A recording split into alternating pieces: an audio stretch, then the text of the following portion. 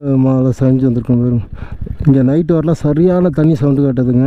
இப்போ தண்ணியே இல்லைங்க, தண்ணியே வராத மாதிரி தெரியுது. இந்த தண்ணி சரியான தண்ணியாக இருந்தது. இந்த ரோட்டெல்லாம் தாண்டி தான் வந்திருக்கேன் நாட்டுக்கு நைட்டு. இங்கே யாருங்க சாமி.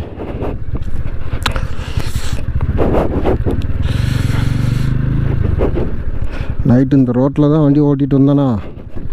சுரேஷு, ஏன்டா சுரேஷ் இப்படி பண்ணுற நீ? கம்முன்னு 500 போனாலும் போயிட்டு போதும், நைட்டு ஒரு இடத்துல தங்கியிருக்க வேண்டியதானடா. இதோடங்க இன்னும் 2 இடத்துல நிலச்சரிவு நடந்தது. இருந்தா இருக்காருங்க. இந்த இதில் எனக்கு அள்ளு விட்டுருச்சுங்க. வண்டி அப்படியே ஸ்லிப் ஆகிடுச்சுங்க. ஏன் கேட்குறீங்க? ஸ்லிப் ஆகிங்க பெரும் பிரச்சனைங்க. பார்த்தீங்களா எப்படி இதாக இருக்குன்னு பாருங்க. இந்த இடமே நான் வண்டியை ஸ்லிப் ஆகிடுச்சுங்க. அப்படியே வழுக்கிட்டு போகுது.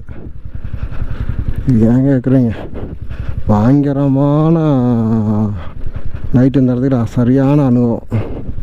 இந்த அனுபவமில் சுரேஷு பார்த்து கவனமாக ஓட்டுற வண்டி. என்னன்னு தெரியலைங்க, தலை பாரம் அடிக்குதுங்க. இன்ன வரைக்கும் நல்லா போயிட்டு இருந்தது வண்டி. இப்போ என்னடானா திடீர்னு தலை பாரம் அடிக்குது. காலையிலேருந்து தண்ணி சரியாக குடிக்கலைங்க, அதனால இருக்குமோ. ஏதோ ஒரு இடத்துல நிறுத்தி தண்ணி ஒரு கேனை வாங்கி நல்லா ஒரு அரை கேனை குடிக்கணுங்க. குடித்தா தான் வந்து கரெக்டாக இருக்கேன். இல்லை வயிறு காலியாக இருக்குன்னு தானே ஒரு மேயை வாங்கி சாப்பிட்டேன். அப்புறம் இப்படி அப்பாடி மலையில் வண்டி ஓட்டுறதுக்குலாம் எங்கள் அப்பாலேருந்து எங்கள் அம்மாவில் வரைக்கும் கூப்பிட வண்டியாக இருக்குங்க. இன்னும் 2-3 நிலச்சரிவு இருக்குங்க, சரியான சரிவு. அதெல்லாம் நைட்டு ஓட்டிகிட்டு வரவங்களே யார்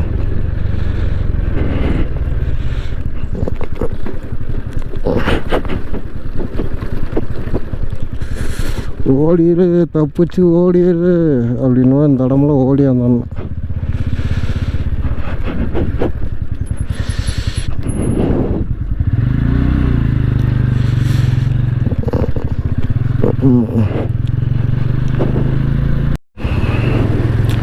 நைட்டு பாருங்கள், இந்த மாதிரி இடத்துல தான் தாண்டி தாங்க வந்தேன். பாருங்க ஏமாந்தா என்ன இருக்குங்க. நைட்டு பரவலோகம் பாருங்க எப்படி இருக்குன்னு பாருங்க. மேலே பாறையை காட்டுறேன் பாருங்க எப்படி இருக்குங்க. ஒரு இதாக இருக்குது பார்த்தீங்களா. இதெல்லாம் பாறையை குடஞ்சி இந்த ரோடு போட்டிருக்காங்க.